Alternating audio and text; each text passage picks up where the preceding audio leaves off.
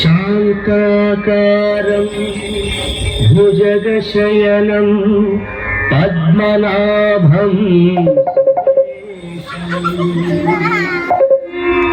విశ్వాకారం గగన సదృశం మేఘవర్ణం శుభాంగం లక్ష్మీకాంతం కమలనయనం యోగి హృద్యానగమ్యం వందే విష్ణుం భవభయహరం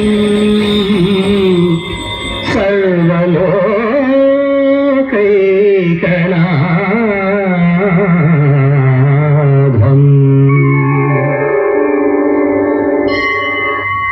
సకల లోక మాతాపితరులకు సవినయ ప్రణామములు. శుభం భవతు. నారద, ఎక్కడి నుండి రాక? దేవలోకమున సంఖ్యాశాస్త్రజ్ఞులు అందరూ ఒక సభ నిర్వహించి దానికి నన్ను అధ్యక్షుడిగా పిలిపించారు తల్లి. ఉన్నట్టుండి ఉద్దండ పండితులందరూ జట్లు జట్లుగా చేరి జుట్లు పట్టుకొనుచు తిట్టుకొనుచు అల్లకల్లోలను సృష్టించరు. ఇంతకు వివాద విషయం ఏమిటో? మీరే స్వామి. నేనా? అవును. ఆ సంఖ్యాశాస్త్రము అష్ట సంఖ్యను దుష్ట సంఖ్యగా దురదృష్టకర సంఖ్యగా వ్యాఖ్యానించుతున్నదట. మీ శ్రీనామధేయము లక్ష్మీనారాయణ స్వామికి 8 అక్షరములు. మీకు అత్యంత ప్రీతిపాత్రమైన మంత్రరాజము అష్టాక్షరి. ఇట్లు అష్ట సంఖ్యామయులైన దేవరవారి మీద ఆ దుష్ట ప్రభావం అణువంతైనా ప్రసరించడం లేదు అన్నదే వివాద కారణమైంది. కావున దేవరవారే కరుణించి ఆ రహస్యమును బట్టబయలు చేయవలసిందిగా ప్రార్థిస్తున్నాను. ఆ విషయం అడగవలసినది నన్ను కాదు, అష్టైశ్వర్యములకు అధిష్టాన దేవతయగు మీ అమ్మగారిని. అమ్మా, నాదేమున్నది నారద. అష్టైశ్వర్య ప్రదాయినిగా నన్ను అనుగ్రహించి తన హృదయంలోనే నిలుపుకున్నారు ఆ స్వామి. అష్ట సంఖ్యా ప్రభావం సోకకుండా అష్టవిధ రూపాలతో ఆ స్వామిని అనవరతం కనిపెట్టుకుని ఉంటాను. అష్టవిధ రూపాల? అవును నారద. అదిగో అటు చూడు. ఆదిలక్ష్మి, గజలక్ష్మి, ధాన్యలక్ష్మి, ధనలక్ష్మి, ధైర్యలక్ష్మి, విద్యాలక్ష్మి, సంతానలక్ష్మి, విజయలక్ష్మి. ఇవే అష్టైశ్వర్యాలను ప్రసాదించే అష్టలక్ష్మి స్వరూపాలు. ఆహా, ధన్యోస్మి. మీ స్వరూప దర్శనంతో మహదానందం కలుగుతున్న తల్లి. ఆ ఆనందము సకలలోక వ్యాప్తం కావాలి నారద. ఈ అష్టలక్ష్మి స్వరూపాలు కేవలం నా సేవకే పరిమితం కాకూడదు. భక్తజనులు ఎవరు ఏ రూపాన్ని అర్చిస్తే ఆ రూపంతోనే సాక్షాత్కరించి అభీష్ట సిద్ధి గావించి ఆ రూపాన్ని మళ్లీ తనలోనే లీనం చేసుకుంటుంది మహాలక్ష్మి.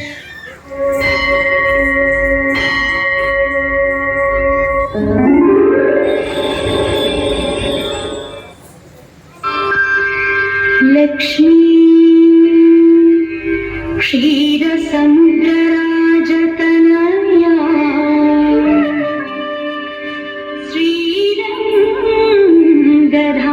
శ్రీరంగధామేశ్వరీ దాసీభూత సమస్త దేవవనితా